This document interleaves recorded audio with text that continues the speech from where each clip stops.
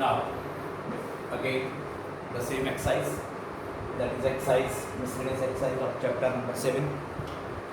Now the question number 20.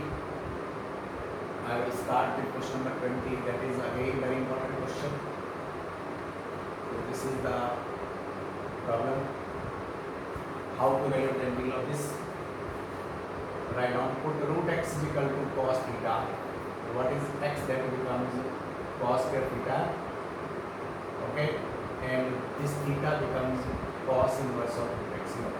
Okay, put x is equal to root x is equal to cos theta. Then after substituting cos theta, we get root x is equal to cos theta. Theta becomes cos inverse of x, and x is equal to cos square theta. To find the derivative of this, 2 dx is equal to 2 cos theta and minus of sin theta. Is it clear? Derivative of cos square power का निकालते हैं. पहले 2 cos theta लिखा, फिर cos का minus sin theta होगा. अब इन values को सब्स्टिट्यूट करूँगा. कैसे? That is 1 minus of this becomes cos theta and whole upon 1 plus cos theta under root. And what is dx? That is minus 2 taken outside. This becomes cos theta and sin theta. Okay, d. Is it clear? Substitute root x equal to cos theta. Theta becomes cos inverse root x, and squaring करा, पहले बना, direct निकाला, resubstitute कर दिया.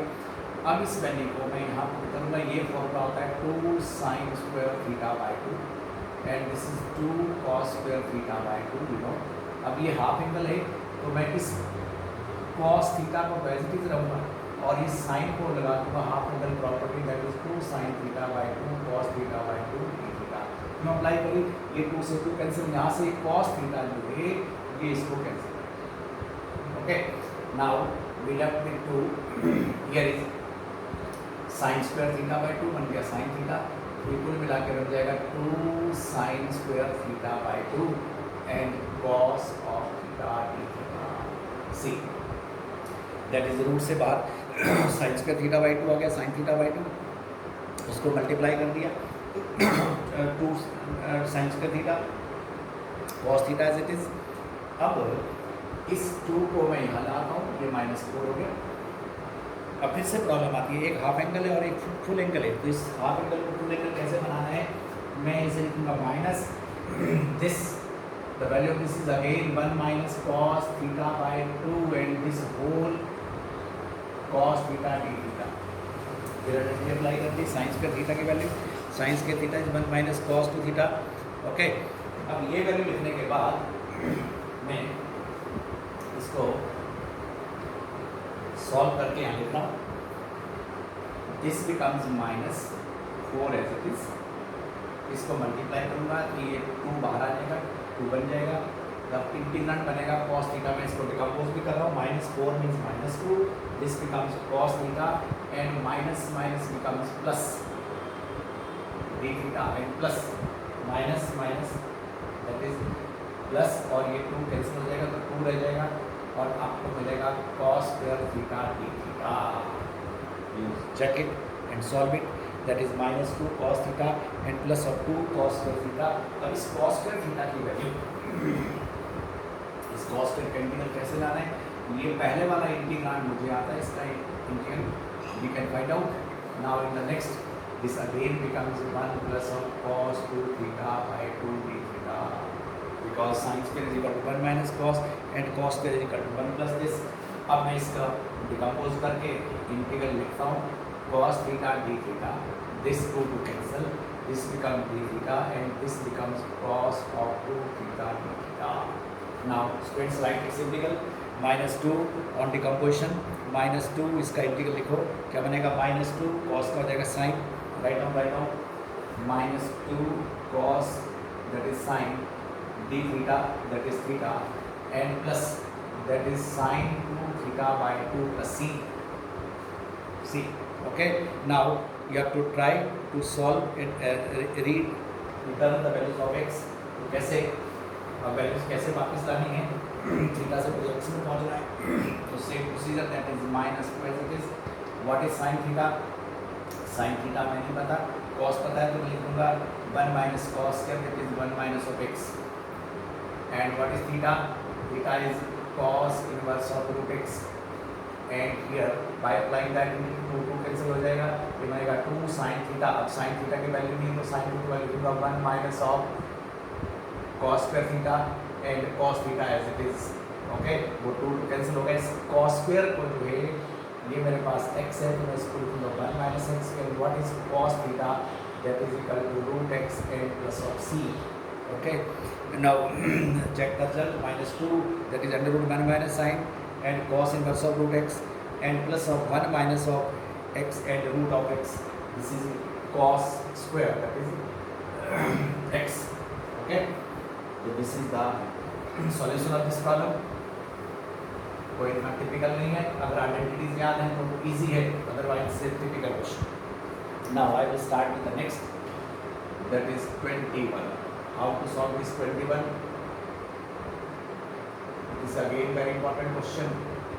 This is 2x 1 plus of cos 2x e power x है dx है। तो spreads क्या लगेंगे, पहले डिनोमिनेटर में हाफिकल फॉर्मूला लग जाएगा, ये ऊपर 2 है, इसको भी हाफिकल कर दूंगा तो बनेगा 2 sin x cos x और नीचे जो बन जाएगा that is 2 cos square x e power x and dx। Okay, 1 plus cos 2 theta, you know that is equal to 2 cos square theta. अब मैं इसको डिकम्पोज करूँगा तो कैसे, 2 2 कैंसिल, हमारे पास पहला जो इंटीग्रल बन जाएगा वो बनेगा secant square x dx। Okay, 2 2 cancel, e power x 1 by cos square और आगे प्लस 2 2 कैंसिल हो गया, ये बनेगा e power x and tangent x। अभी y पार्ट्स के दो क्वेश्चन बन गए, एक e power x tan x वाला, तो मैं क्या करूँगा, इस टेंजेंट का जो डेरिवेटिव होता है वो secant स्क्वायर होता है, तो पहले वाला इंटीग्रल एज इट रखूँगा, जो फर्स्ट इंटीग्रांड है एज इट इज, यहाँ पर y पार्ट्स लगा दूंगा, first integral second derivative of first आता है तो मैं लिखूँगा first tangent x e power x, derivative of first that is secant square x and integral of this is e power x dx. Now opening the brackets, will be written as e power x secant square x dx and plus of e power x tangent x and minus of e power x and secant square x dx. Now this whole cancel and the result will be e power x tangent x and plus of secant integration. Or you may apply the property e power x of fx plus of f plus x. E power x, the integral of, you may remember this, e raised to power fx and plus of f dash x dx can be written as e raised to power x and fx. You must remember the formula or you may apply direct this. Okay. So this is again important. Now I will start the next. The next problem is the question number, after 21 I will start with question number 23. This is a really important, this series is important है पूरी की पूरी। tan inverse 1 minus x upon 1 plus x। सबसे पहले question का nature check करो, क्या question पूछा गया है, क्या फाइंड आउट करना है, फिर उसके बाद उसको ट्राई करो। ठीक है, तो यहाँ पर देखें आप, बाहर tan इनवर्स है, tan इनवर्स के अंदर जो वैल्यूज़ रखी है आपको, तो इसको कैसे हम वापस लाएंगे, कैसे सॉल्व करना है वो आपको देखना है। tan इनवर्स के अंदर फिर 1 माइनस एक्स से पहले वाले क्वेश्चन में रूट में था, तो रूट वाले में आपने कैसे सॉल्व करा वो आप जानते हैं। अब इसको कैसे सॉल्व करेंगे, फिर वही बातें स्टार्ट कर देनी है। tan इनवर्स के अंदर अगर आपके पास x है तो मैंने पहले इसको रूट x को पुट करा था, मैं x को पुट कर दूँगा cos थीटा। अब आप स्टार्ट करेंगे 1 minus cos theta 1 plus cos theta बन जाएगा, लेकिन पुट करने के बाद इसका डायरेक्टिव लिख देना है, पुट कर दिया dx is equal to minus of sine theta d theta. dx जो डायरेक्टिव बन गया that is minus of sine theta d theta. अब मैं वैल्यू सब्स्टिट्यूट करूँगा, इस इनवर्स को हटाना है तो कैसे हटेगा, that is equal to 1 minus cos theta upon 1 plus cos theta. आप इसको कर सकते हैं, ये कोई इतनी बड़ी प्रॉब्लम नहीं है। ओके, ये बन जाएगा 2 साइन स्क्वायर और नीचे बन जाएगा 2 cos स्क्वायर, तो इसको लिखूंगा मैं tangent theta by 2। I think it is clear. Check करें 2 sine square theta by 2 upon 2 cos square theta by 2 से 2 कैंसिल और नेट रिजल्ट जो आपके पास रह जाएगा माइनस चल रहा है 1/2 बाहर हो जाएगा, ये बनेगा थीटा एक sign theta d theta. Again this is question by parts, minus 1/2 बाहर by parts trigonometry and algebra. तो मैं स्टार्ट कर दूंगा, that is first write down by parts, that is first integral of sine that is cos minus derivative of first, derivative of first is 1, integral of sine is again cos theta d theta. तो यहाँ पर मैं इसको plus ला रहा हूँ क्योंकि minus जो है इसका इंटीग्रल होता है, इसको मैंने बाद प्लस लिख दिया। अब प्लस लिखने के बाद अब आप इस वैल्यू को रीअरेंज करेंगे तो कैसे मैं लिखूंगा, that is 1/2 theta cos theta, just opening the bracket, ये बन गया फिर से माइनस एंड cos का इंटीग्रल जो है that is sine theta plus C, 1/2 of sine theta plus C. अब फिर वैल्यू रिसब्स्टिट्यूट करनी है, आप कई बार इसको कर चुके हैं। वैल्यू कैसे रिसब्स्टिट्यूट करते हैं, ये 1/2 एज इट इज है, फिर देख लें what is theta, that is equal to cos inverse of x and what is cos theta, that is of x। cos theta की वैल्यू x है, थीटा जो है cos इनवर्स है and minus next is 1/2 sine की value मैंने जानता उसको लूँगा under root of 1 minus of cos square, और what is cos square, that is x। तो cos स्क्वायर बन जाएगा 1 माइनस x स्क्वायर, तो result is 1/2 cos inverse of x into x and minus 1/2 and 1 minus of x square dx। This is the value of this. Okay, this was the question number 23। Now after this 23 I will start with question number 24. How to solve the problem? The question 24. The 24 is given as under root of this 1 minus x square log of this. So कैसे?